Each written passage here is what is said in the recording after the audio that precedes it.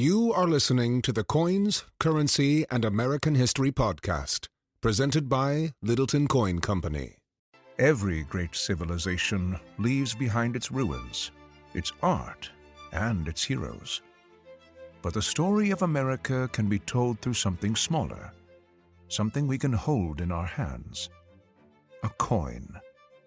Coins are the fingerprints of a nation. This is the story of the United States of America. From colonies to social experiment to global economic leader. The late 1820s looked peaceful on the surface.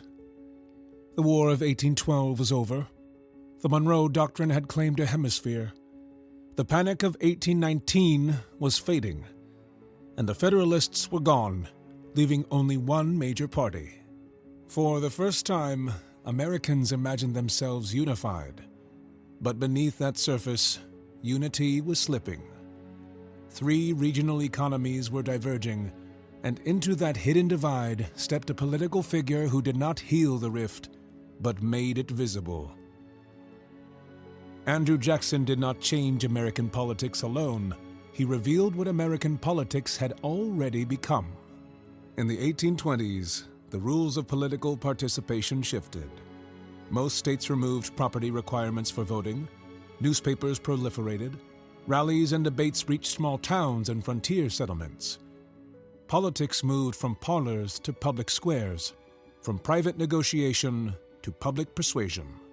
This democratization did not create Jackson, but it prepared the ground. He appeared as a figure who could speak the language of ordinary Americans, a language that valued honor, conflict, and personal experience over treaties, tariffs, or theories of finance. A country that was broadening political participation was about to confront the question of who should represent a nation that no longer looked or voted like it once had. Jackson's strength came from an unlikely coalition. The South backed him to protect its political influence and resist federal intrusion. Cotton and slavery made the South dependent on credit, yet fearful of centralized authority. The West backed him for almost the opposite reason.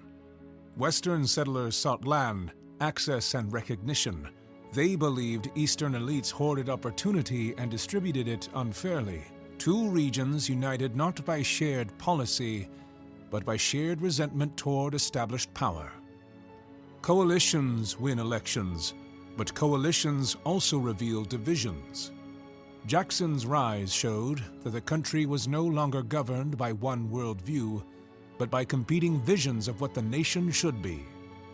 Jackson had ideological opponents, especially in the North, where a different future was awaiting form.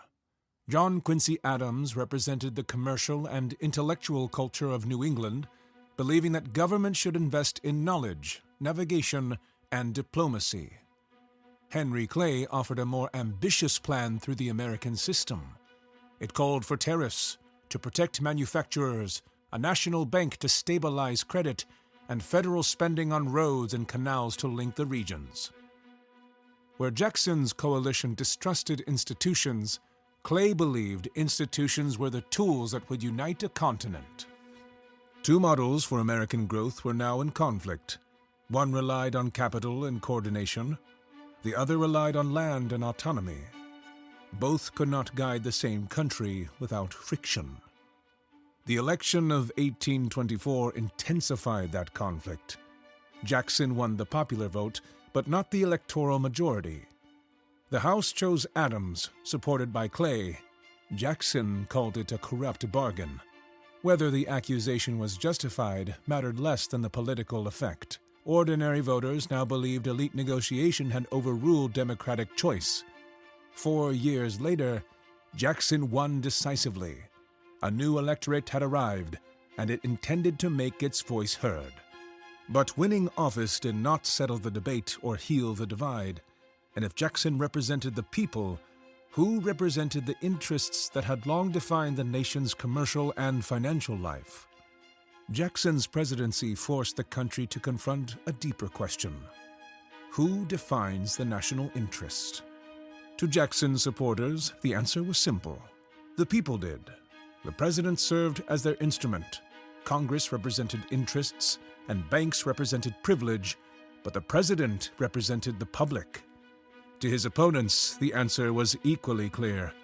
The nation was defined through its institutions. Congress made policy, banks stabilized credit, infrastructure bound the regions, and the president preserved balance, not preference. These were debates about policy. They were disagreements about legitimacy, ones that could not be resolved by consensus because they reflected different ideas of the very fabric and foundation of the nation. Jackson's presidency accelerated settlement and territorial growth. Treaties and removals reorganized land, opening vast areas for expansion. Native nations were forced from ancestral homelands at profound human cost. For Jackson's coalition, expansion rewarded Western support and protected Southern power. Such expansion only deepened the nation's divide. The North built factories and finance. The South built plantations and political autonomy. The West built farms and towns. By the late 1820s, the United States had not one, but 3 economies, and they were growing further apart. Jackson reshaped the presidency through the veto. Previous presidents had used it sparingly and only to protect the Constitution. However, Jackson used it to reject legislation he believed favored elites over citizens. He turned the veto into an instrument of democracy rather than a constitutional safeguard, and in doing so, transformed the presidency from the executor of legislative will into the epicenter of political legitimacy. And no issue would test this new interpretation of executive power more than the bank. The second bank did not originate with Jackson. It had been chartered in 1816 after the War of 1812 revealed the need for financial coordination. It was designed to stabilize currency, regulate credit, and prevent inflation. And Nicholas Biddle, its president, oversaw it as a professional institution rooted in commercial logic. The bank's charter was set to expire in 1836, but Clay and Biddle pressed for an earlier recharter in 1832, believing Jackson would not risk opposing a national institution in an election year. They misjudged both the moment and the mood. To the north, the national bank was a stabilizing force, but the South saw it as a threat to autonomy, and to the west, it was an obstacle to land and opportunity. The debate was no longer about the nation's finance. It was about who would direct its future. Jackson did not create the nation's sectional divide. He exposed it. The North saw progress through capital institutions. The South saw security through autonomy and influence. The West saw destiny through opportunity and land. The fight over the bank would no longer be a quiet institutional debate. It would explode into a confrontation between an elected coalition and a financial establishment, between Nicholas Biddle, the banker, and Andrew Jackson, the president. The country has chosen its champion. The bank has appointed its defender.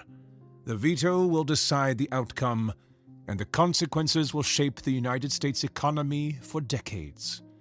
Next time, the Second Bank of the United States.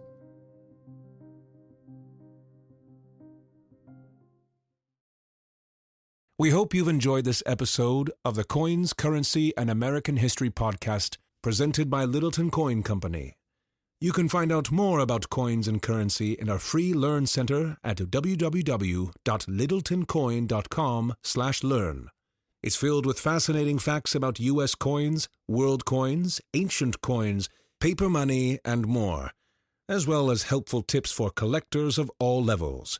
You'll even find free collector guides, checklists, and virtual albums to help you get started and keep track of your growing collection. And while you're there, be sure to check out our online store. Visit www.littletoncoin.com today.